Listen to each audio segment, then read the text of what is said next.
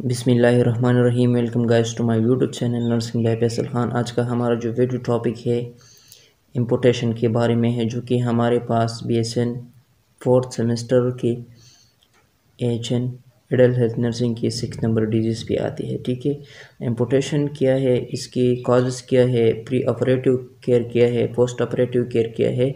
तो इन सब चीज़ों को डिस्कस करने से पहले सब नए दोस्तों से छोटी सी रिक्वेस्ट की कि हमारे YouTube channel nursing by Faisal Khan को सब्सक्राइब करें और बेल आइकन को प्रेस करना मत भूलिए। वह ज़ाया नहीं करते अपने लेक्चर की तरफ बढ़ती है। ठीक है, देखिए हमारे पास इम्पोर्टेशन क्या है। इम्पोर्टेशन जब भी हमारी बॉडी की किसी ऑर्गन में सीवियर इन्फेक्शन हो या वो अपना फंक्शन जो है ना वो परफॉर्म नहीं कर सकती, इसमें गैंग्रीन आ जाती है, मतलब सेल या टिश्यू की डेथ हो जाती है, या इसमें ट्रामा या एक्सीडेंट वगैरह से उसमें जो है ना वो अपना फंक्शन परफॉर्म नहीं कर सकती, या मेलिग्नेंसी है, कोई कैंसर वगैरह है, इससे जो है ना वो अपना प्रॉपर जो फंक्शन है वो परफॉर्म नहीं करती, तो इस बॉडी की पार्ट को हम बॉडी से कट ऑफ कर देती है, उसको रिमूव कर देती है। तो इस कट ऑफ और इसको रिमूव करना, बॉडी से अलहदा करने को हम एम्पुटेशन कहते हैं। ठीक है, और एम्पुटेशन हमारे पास हमारी जो एक्सट्रीमिटीज़ है, ठीक है, उसमें होते हैं, जैसे कि हमारे जो आर्म्स है या हमारे जो फुट्स है उसमें बहुत ज़्यादा एम्पुटेशन होती है। हमारी जो एक्सट्रीमिटीज़ है उसमें एम्पुटेशन बहुत ज़्यादा कॉमन होती है। Amputation. About 80% of all limbs amputation involve lower extremity. हमारे पास 80% लिम्स की जो एम्पुटेशन है वो हमारी लोअर एक्सट्रीमिटीज़ में होती है। हमारी लोअर एक्सट्रीमिटी में हमारी लिम्स की 80% एम्पुटेशन हो जाती है। ठीक है, जो कि हमारे फुट्स वगैरह है। ठीक है, the most common reason for amputation of lower limbs are related to peripheral vascular disease. Most common reason क्या है एम्पुटेशन की, हमारे जो लोअर लिम्स है, मतलब हमारे जो फुट्स है, उधर पर हम एम्पुटेशन करते हैं। किस वजह से? जब उसमें पेरिफेरल वास्कुलर डिजीज़ है आ जाते हैं। ठीक है, तो पेरिफेरल वास्कुलर डिजीज़ क्या है? जितनी भी हमारे पेरिफेरल नर्व्स है, वो वेसल्स है, इसमें अगर कोई क्लॉट बन जाए या फिर वो जो है ना उसमें ब्लड सप्लाई नहीं होती, ठीक है, वो डैमेज हो जाती है। जैसे कि हमारे पास जो डीप वेन थ्रोम्बोसिस है, ऐसी चीज़ें हो जाती है, तो फिर उधर ब्लड सप्लाई प्रॉपर नहीं होती इस ऑर्गन को, तो वो फिर डैमेज हो जाती है, तो इधर पर हम एम्पुटेशन कर देते हैं। ठीक है, अपन एसोसिएटेड विद डायबिटीज मेलाइटस, या हम डायबिटीज मेलाइटस के पेशेंट को देते हैं, अगर उसको छोटी सी भी इन्फेक्शन मतलब या ज़ख़म लग जाए तो फिर वो रिकवर नहीं होता जाती। ठीक है, वो बहुत ज़्यादा सीवियर होती है और फिर उसकी रिकवरी जो है ना वो नहीं होती। डिपेंड करता है डायबिटीज मेलाइटस की शुगर लेवल पे तो वो फिर मतलब अपनी बॉडी की जो पार्ट्स है वो फिर रिकवर नहीं हो सकती, तो इसीलिए फिर हम उधर पे एम्पुटेशन कर देते हैं। ठीक है, इन रिजल्ट इन गैंग्रीन, और गैंग्रीन की वजह से भी हम उधर पर एम्पुटेशन करते हैं, जो कि हमारे पास 2 टाइप्स ऑफ सेल डेथ होती है, एक एपोप्टोसिस है और दूसरी हमारे पास गैंग्रीन है। एपोप्टोसिस हमारे पास जो प्रोग्राम सेल डेथ है, मतलब सेल की जो अपनी लाइफ स्पेन है उस पर अगर वो मर जाती है, मतलब डेड हो जाती है, तो इसे हम एपोप्टोसिस कहते हैं। लेकिन वो अपनी लाइफ स्पेन से मतलब पहले मतलब वो डेड हो जाती है और वो अपना फंक्शन जो है ना वो टिश्यू वो सेल्स वो परफॉर्म नहीं करते, तो उसको हम गैंग्रीन कहते हैं। ठीक है, तो इस वजह से हम फिर एम्पुटेशन कर देती है। ठीक है, पेरिफेरल वास्कुलर डिजीज़ है, डायबिटीज मेलाइटस है एंड गैंग्रीन है। ये बहुत मोस्ट कॉमन रीज़न है, आपने एमसीक्यूज़ के लिए ये तीनों को याद रखना है। Other condition necessitating lower limb amputation include severe trauma, malignancy and congenital defect। Other condition क्या है हमारे पास जो लाजमी लोअर एम्पुटेशन में हो जाती है, उसमें हमारे पास सीवियर ट्रामा, अगर कोई सीवियर एक्सीडेंट हो जाती है, बॉडी की जो पार्ट है वो बहुत पूरी तरह से डैमेज हो जाती है, तो उधर पर हम एम्पुटेशन कर देती है। मेलिग्नेंसी, जो कि हमारे पास कैंसर की 2 टाइप्स है, एक बिनाइन है और दूसरा मेलिग्नेंट है। वो कैंसर जो बॉडी में स्प्रेड हो जाती है, तो अगर एक पार्ट में हो जाती है तो फिर वो दूसरी पार्ट में भी एम्पुटेशन जो अदर दूसरी पार्ट में भी वो जो है ना उसको इफेक्ट कर देती है, तो इसलिए हम उसको काट देते हैं, एम्पुटेशन कर देती है। इन कंजेनिटल डिफेक्ट, बाय बर्थ जो डिफेक्ट हो जाती है, मतलब बच्चों में जो आउट ग्रोथ कोई चीज़ होती है, ऑर्गन जो है ना वो बहुत ज़्यादा डेवलप होती है, मतलब प्रॉपर तरीके से वो नहीं होती, लेकिन वो बहुत ज़्यादा हैवी होती है, बर्थ में जो डिफेक्ट्स आ जाती है, तो इसके उसको रोकने के लिए या इसको ख़त्म करने के लिए, मतलब उस बॉडी के फंक्शन को जो है ना वो लाने के लिए हम उसको इम्पुटेशन उधर कर देते हैं। जो हमारे पास आउट ग्रोथ वगैरह होती है उसको हम रिमूव कर देते हैं। Military injury from shrapnel and land mines often result in amputation. जितनी भी हमारे जो फ़ौज वगैरह है इसमें अगर गोलियों के वगैरह से, मतलब फुट में गोलियां लगी या हाथों में गोलियां लगी या आर्म में गोलियां लगी, तो इधर पर हम इम्पुटेशन कर देती है। या कोई मतलब कोई कान वगैरह जो है ना वो पड़ जाती है, मतलब कोई बंदा जो है ना वो कानकनी करती है, कान को जो है ना उसको तराश देती है, उसमें सुराखें करती है या रोड वगैरह बनाती है, ठीक है। या वो धमाका जो कि हमारे पास ज़मीन के नीचे हो जाती है, तो इससे हमारी बॉडी के जो पार्ट्स है वो फिर डैमेज हो जाती है। हमारी जो लोअर एक्सट्रीमिटीज़ वगैरह है बहुत ज़्यादा वो इफ़ेक्ट हो जाती है, तो फिर उधर हम एम्पुटेशन कर देते हैं। About 70% of upper extremity amputation are worked by crushing bowel, ठीक है। Thermal and electrical burns and severe laceration many from military action। देखिए हमारी जो अपर एक्सट्रीमिटीज़ है, लोअर एक्सट्रीमिटी हमारे पास 80% वो एम्पुटेशन हो जाती है, और हमारे अपर एक्सट्रीमिटी में 70% एम्पुटेशन हो जाती है। वो जो कि हमारे जो बावल्स है उसकी में जो अगर क्वेश्चन आ जाती है, ठीक है, उससे हो जाती है, या कोई हीट्स वगैरह लग जाती है, या कोई इलेक्ट्रिकल करंट लग जाती है, ठीक है, वो जगह जो है ना वो बर्न हो जाती है, या सीवियर लैसेरेशन या बहुत डीप कट लग जाती है, ठीक है। तो इससे हम हमारे जो एक्शन है बॉडी की पार्ट की जो अपने एक्शन है वो फिर वो परफॉर्म नहीं कर सकती, वो डिसेबल हो जाती है। तो इसीलिए हम उधर पर जो है ना एम्पुटेशन कर देते हैं। मेनी फ्रॉम मिलिट्री एक्शन, जो कि हमारी जो मिलिट्री है, हमारी जो फ़ौज है उधर पर बहुत ज़्यादा हो जाती है, मतलब गोली लगने से या कोई और वजह से भी हम एम्पुटेशन कर देते हैं अपर एक्सट्रीमिटीज़ में, जो कि हमारे पास 70% है। आपने एमसीक्यूज़ के लिए याद रखना है, अपर एक्सट्रीमिटी में हमारे पास 70% है और लोअर एक्सट्रीमिटी में हमारे पास 80% है। Vasospastic disease, malignancy and infection also can necessitate amputation of an upper extremity। Vasospastic का हमारा जो वेसल्स है उसमें जो अगर वो उसमें स्पाज़म आ जाती है, वो मतलब उसमें अगर नर्विंग वगैरह आ जाती है, उसमें प्रॉपर ब्लड सप्लाई नहीं हो जाती है, उधर पर थ्रोम्बोसिस वगैरह हो जाती है, ठीक है। तो इससे हमारी बॉडी की जो पार्ट्स है उधर पर प्रॉपर ब्लड सप्लाई नहीं मिलती, ठीक है, उनको प्रॉपर ऑक्सीजन नहीं मिलता, ठीक है, जो कि स्किल के लिए बहुत ज़्यादा रिक्वायर है, मतलब प्रॉपर न्यूट्रिएंट्स नहीं मिलते।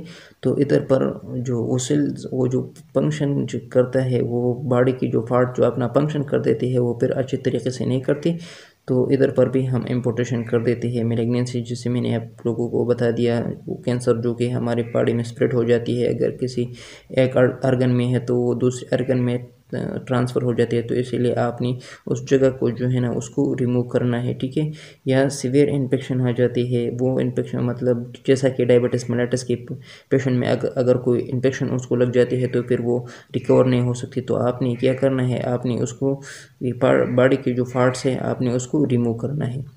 The past 20 years have brought about major improvement in microvascular surgery, making reattachment or reimplantation of imported part possible। पिछली 20 साल से, मतलब 2000 से लेकर 2020 तक या 2002 से लेकर 2022 तक की हमारी जितनी भी माइक्रोवास्कुलर सर्जरी है वो हुई है, उसमें बहुत ज़्यादा इम्प्रूवमेंट आई है, ठीक है। वो उस सर्जरी की वजह से हमारी बहुत सी बॉडी पार्ट्स जो है ना वो एम्पुटेशन से फिर वो बच जाती है, ठीक है। उधर पर मतलब वाज़ोस्पास्टिक डिजीज़ है, फिर वाजिकुलर डिजीज़ है, वो फिर सर्जरी से ठीक हो जाती है, तो फिर हम बॉडी के जो पार्ट्स है उसको रिमूव नहीं करती। ये हमारी जो इम्प्रूवमेंट है वो बहुत ज़्यादा आई है पिछले 20 सालों में, ठीक है। मेकिंग उसको जो है ना वो रीअटैच कर देती है, या उसकी बॉडी की जो पार्ट्स है उनको री इम्प्लांट कर देती है, जैसे कि हमारे पास प्रोस्थेसिस लगा देती है, ठीक है। तो इससे फिर जो बंदा है वो अपनी बॉडी की जो फंक्शन है, वो डेली एक्टिविटी ऑफ लाइफ है, वो फिर परफॉर्म कर सकती है। तो ये हमारे पास एक इम्प्रूवमेंट है जो कि हमारे साथ हो जाती है। पिछली 20 सालों में बहुत ज़्यादा इम्प्रूव कर गया है ये। Teach the public what to do if an accidental amputation occur. आपने जो पब्लिक है, आपने जो आवाम है, उनको बताना है कि अगर एक्सीडेंटल एम्पुटेशन लग जाए या अकर हो जाए या वाक़ हो जाए तो आपने क्या करना है। आपने उन लोगों को जो है ना प्रॉपर टीच कर देना है, ठीक है, उनकी काउंसलिंग करना है, उनको बताना है, ठीक है। अब हम एम्पुटेशन की प्री ऑपरेटिव केयर को डिस्कस करेंगे, ठीक है। प्री ऑपरेटिव केयर वो केयर जो कि हमारे पास ऑपरेशन से पहले है, ठीक है। Patient should participate in decision autonomous. Patient जो है ना वो अपने डिसीजन लेने में जो है ना वो ऑटोनॉमस होगा, वो ख़ुद मुख्तार होगा, वो अपना जो फैसला है वो ख़ुद से कर सकेगा, ठीक है। आपने उसको उस पर जो है ना किसी भी मतलब जो है ना सर्जरी वगैरह करने हैं या कोई और ट्रीटमेंट करना है, आपने उस पर ज़बरदस्ती इम्प्लीमेंट नहीं करना, ठीक है। वो ख़ुद से जो है ना वो डिसीजन ले सकेगा, वो ख़ुद मुख्तार होगा। इन्फॉर्म कांस्टेंट आपने जो हमारे पास हमारे जो डॉक्टर्स वगैरह होते हैं, ठीक है, सर्जन्स वगैरह होते हैं, तो आपने उनको इन्फॉर्म कर देना है, ठीक है। Counselling regarding acceptance of new body image. आपने उसको काउंसलिंग करना है कि आपने जो आपकी जो बॉडी की जो पार्ट्स जो है ना वो आपसे रिमूव हो सकती है, आपसे कटअप हो सकती है, तो आपने उस बात को जो है ना वो इसको एक्सेप्ट करना है। और इससे जो आपकी बॉडी की जो इमेज है वो ख़राब हो जाती है, तो ये आपके लिए बहुत ज़्यादा मतलब अहम है, आपकी सेहत के लिए बहुत ज़्यादा ज़रूरी है। तो आपने इन सब चीज़ों को जो है ना आपने उसको एक्सेप्ट कर देना है, ठीक है। बहुत से लोग ऐसे होते हैं जिसकी बॉडी की जो पार्ट्स है वो फिर उसकी एम्पुटेशन हो जाती है, तो फिर वो जो है ना उसको एक्सेप्ट नहीं करते, वो अपने आप को जो है ना एहसास कम तरीके शिकार हो जाती है कि ये दूसरे बंदों की है और हमारी नहीं है, ये हमारे जो भाव है वो टूट गया, वो फिर मेंटली डिस्टर्ब हो जाती है इस चीज़ से। तो आपने क्या करना है, आपने उसको ऑटोनॉमस रखना है, वो ख़ुद से ये डिसीजन ले, फिर जो है ना उसकी प्रॉपर काउंसलिंग करना है, उसकी जो बॉडी की इमेज है उसको एक्सेप्ट करना है। आपने इस तरह से काउंसिल करना है ताकि वो इस तरह के ख़यालात उसके जहन से निकल जाए और वो प्रॉपर तरीके से जो है ना उसके एम्पुटेशन जो है ना उसको एक्सेप्ट करे। Physical preparation for muscle strengthening. और आपने करना क्या है, आपने उसको प्रॉपर प्रिपेयर करना है, इसकी मसल जो स्ट्रेंथ है प्रॉपर एक्सरसाइज देनी है, प्रॉपर तरीके से उसको बताना है कि आपने क्या करना है अपनी मसल स्ट्रेंथ के लिए। तो ये हमारे पास प्री ऑपरेटिव केयर में आ गया है। पोस्ट ऑपरेटिव केयर वो केयर जो कि हम ऑपरेशन के बाद देते हैं, तो वो हमारे पास क्या है, stump is elevated for 24 to 48 hours to prevent oedema and haemorrhage. आपने जिस जगह पर कटअप लगाई है, मतलब एम्पुटेशन किया है या बॉडी की जो पार्ट्स है उसको रिमूव करना है, वो पार्ट्स को जो है ना वो पार्ट्स को जो है ना उस अर्गन को जो है ना आपने एलिवेट करना है, ऊपर रखना है, ठीक है, 24 to 48 आवर्स। किस वजह से, ताकि उसमें एडिमा ना हो, उसमें ब्लीडिंग होना हो, उसमें हेमोरेज जो है ना वो ना हो। तो एडिमा हेमोरेज ब्लीडिंग तो एक चीज़ है, ठीक है। तो आपने इन सब को प्रिवेंट करने के लिए इसको एलिवेट रखना है 24 to 48 आवर, ठीक है, जिस जगह में आपने स्टंप लगाया हो, ठीक है। A lower extremity is not elevated for more than 42 hours. और हमारी लोअर एक्सट्रीमिटीज़ है, ठीक है, ये अवर एक्सट्रीमिटीज़ के लिए ऊपर था, और ये जो नीचे है हमारे जो नीची बॉडी पार्ट्स है, मतलब हमारे जो फुट्स वगैरह है, इसमें आपने क्या करना है, आपने उसको 24 आवर्स से ज़्यादा उसको एलिवेट नहीं रखना, ठीक है। फ्रीक्वेंटली चिक स्टम्प और एक्सेसिव ब्लीडिंग। आपने उस जगह को जो है ना वो जिस पे आपने कटअप लगाई है, रिमूव किया है बॉडी के पार्ट्स को, आपने उसको देखना है कि उस पर एक्सेसिव ब्लीडिंग तो नहीं हो रही, ठीक है। उसकी जगह को जो है ना उसको फ्रीक्वेंट चेक करना है। इन केस ऑफ कास्ट, अगर आपने उधर पर कास्ट लगाया हो तो आपने क्या चेक करना है, पल्स रेट, पेशेंट की पल्स रेट चेक करना है कि पल्स रेट ज़्यादा है, रेगुलर है कि नहीं है, ठीक है। ब्लड प्रेशर कैसा है, ठीक है, नॉर्मल है, हाइपर है, हाइपो है, ठीक है।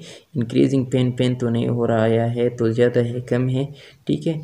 रेस्टलेसनेस, वो उससे बेरहम तो मतलब उससे बेसुकून तो नहीं है, उससे की जो रेस्ट है वो उससे डैमेज तो नहीं हुआ। इम्पेलर, और आपने उसकी जो स्किन की जो कलर्स है उनको देखना है कि इधर पर बहुत ज़्यादा प्रेशर है, पल्स रेट है, पेन है, ठीक है। ये सब चीज़ें आपने नोट करनी है, शुड बी चेक, ये आपने चेक करने हैं। Keep surgical tourniquet at bed side in case of haemorrhage, आपने पेशेंट के बेड साइड पर टर्निक्वेट ज़रूर रखना है, ताकि इन कोई ज़्यादा ब्लीडिंग हो रही हो तो आपने उधर पर फिर टर्निक्वेट, सर्जिकल टर्निक्वेट जो है ना वो उधर पे लगाना है, ताकि वो ब्लीडिंग जो है ना वो स्टॉप हो जाए। तो आपने टर्निक्वेट ज़रूर रखना है बेड के साइड पे अगर हेमरेज वगैरह को स्टॉप करना है। Prophylactic antibiotic are given for 3 to 4 days, आपने प्रोफाइलेटिक एंटीबायोटिक देना है, ठीक है। जिस जगह पर आपने इम्पोर्टेशन किया तो उस जगह पर इन्फेक्शन वगैरह के चांसेस बहुत ज़्यादा हो सकती है। इन्फेक्शन नहीं है लेकिन इन्फेक्शन के चांसेस जो है ना वो बहुत ज़्यादा हो सकती है। तो इसीलिए आपने इन्फेक्शन को रोकने के लिए पहले से आपने क्या करना है, उनको एंटीबायोटिक देना है। प्रोफाइलेटिक एंटीबायोटिक का मतलब यह है कि इन्फेक्शन से पहले आपने उनको एंटीबायोटिक देना है, ताकि उसकी बॉडी जो है ना वो अडाप्ट हो सके, ठीक है। Initial dressing should be remove by surgeon 48 to 72 hours post operatively. Initial dressing जो कि हमारी इब्तदाई ड्रेसिंग है, सर्जन को जो है ना उसको रिमूव करना चाहिए 48 to 72 आवर्स ऑपरेशन के बाद। सर्जन को चाहिए कि उसको रिमूव करे, जो कि हमारे पास इनिशियल ड्रेसिंग है। बस ड्रेसिंग जो है ना उसको रिमूव करना है 48 to 72 आवर्स।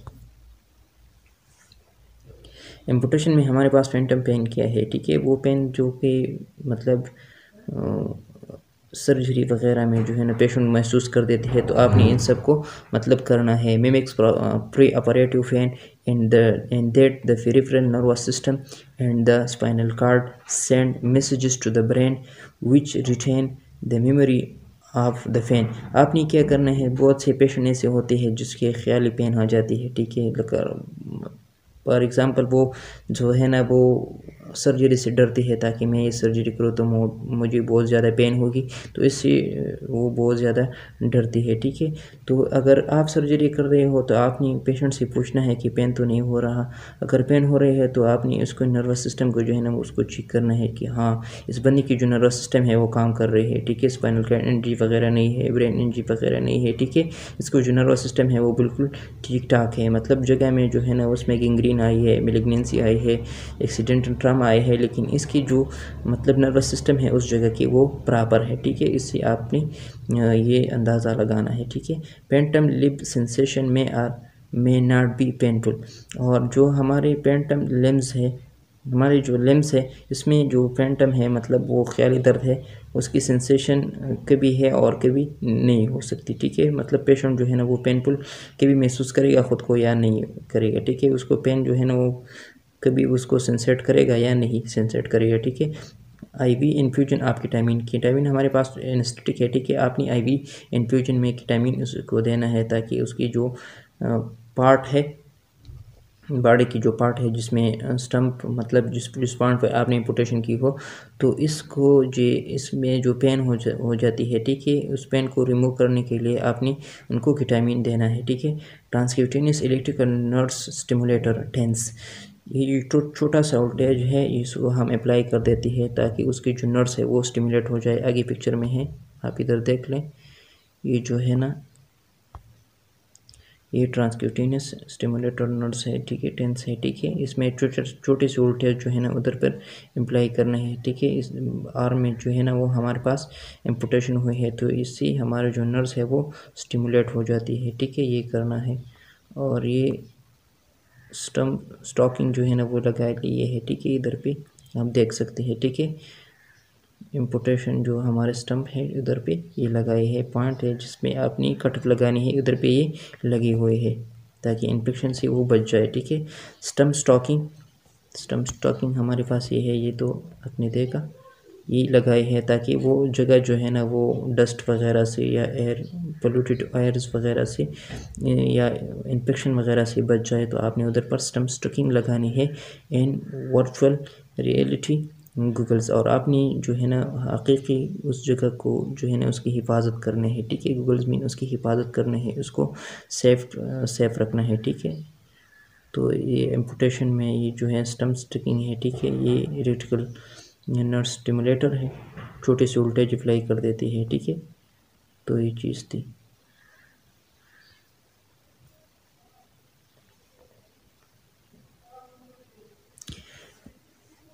ये पेशेंट टीचिंग के लिए जो है ना वो आपने क्या टीच करना है पेशेंट को, ठीक है। स्टम्प एंड प्रोस्थेसिस केयर, जो कि आपने स्टम्प या प्रोस्थेसिस लगाई है तो इसकी केयर किया है। Instruct the patient stump care is follow, आपने पेशेंट को ये चीज़ें जो है ना वो इसको हिदायत करनी है कि अगर आपके स्टम्प वगैरह लगी है, प्रोस्थेसिस लगी है तो आपने इन चीज़ों को देखना है, ठीक है। Inspect stump daily for redness, blistering और एब्रेशन, आपने जो है ना उसको देखना है, उसकी जो रेडनेस है, उसकी जो ब्लिस्टरिंग है, एब्रेशन है, ये सब चीज़ें देखना है, ठीक है। Use a mirror to examine all sides and aspect of the stump, और स्टम्प की जो एग्जामाइन है उसकी एग्जामिनेशन के लिए अपनी एक मिरर यूज़ करनी है ताकि उसकी जो मतलब प्रॉपर साइड्स है वो आपको वो आप देख ले, ठीक है। ये टीच करना है, ठीक है। वो पेशेंट जो है ना वो ख़ुद भी देख सकती है ताकि उसको जो है ना तसल्ली हो जाए।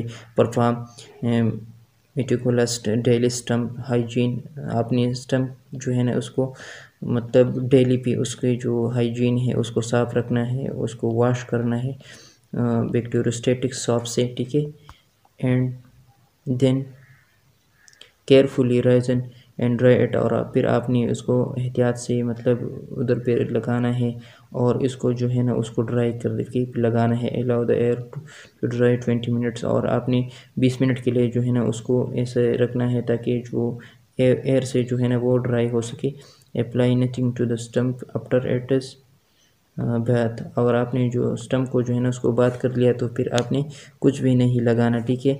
Wear only residual stump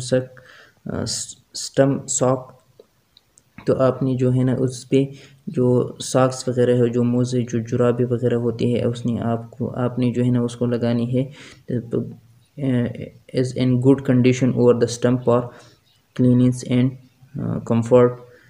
sorry ये थोड़ा छोटे हैं इसीलिए बहुत ज़्यादा अच्छी दिखाई नहीं देता। रिप्लेस द सॉक डेली, आपने सॉक जो है ना उसको डेली जो है ना चेंज करना है। Wash with mild soap and squeeze out excessive and lie flat to dry, और आपने फिर उसको जो है ना स्क्वीज अप करना है और फिर उसको आपने लाइस प्लेट मतलब वो हमवार डालना है ताकि वो ड्राई हो सके, ठीक है, वो ड्राई हो सके। Put on the prosthesis immediately when rising and keep it on all day once the wound has healed completely, अगर आपकी जो वाउंड्स है वो कम्प्लीटली हील हो जाए तो आपने फिर केयर करना है अपने प्रोस्थेसिस के जो है ना वो फिर इमीडिएटली उसको लगाना है, ठीक है। उसको डे के लिए लगानी है, ठीक है।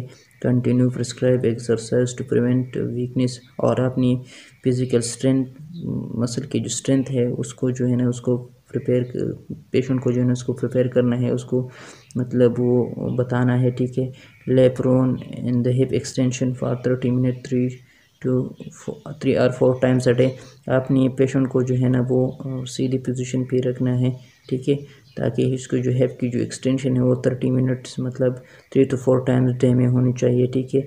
For elevated extremity replace shoes before wear become extreme because gait may be alter, आपने अगर लोअर एक्सट्रीमिटीज़ में अगर एम्पुटेशन वगैरह या प्रोस्थेसिस वगैरह हो जाए तो आपने इसको जो शूज़ है वो फिर आपने रिप्लेस करना है, ठीक है, ताकि उसकी जो गेट्स है उसके जो चाल चलन है वो इससे मतलब इफ़ेक्ट ना हो, इसमें अल्टरनेशन म्यूटेशन चेंजेस वगैरह ना आ जाए, ठीक है।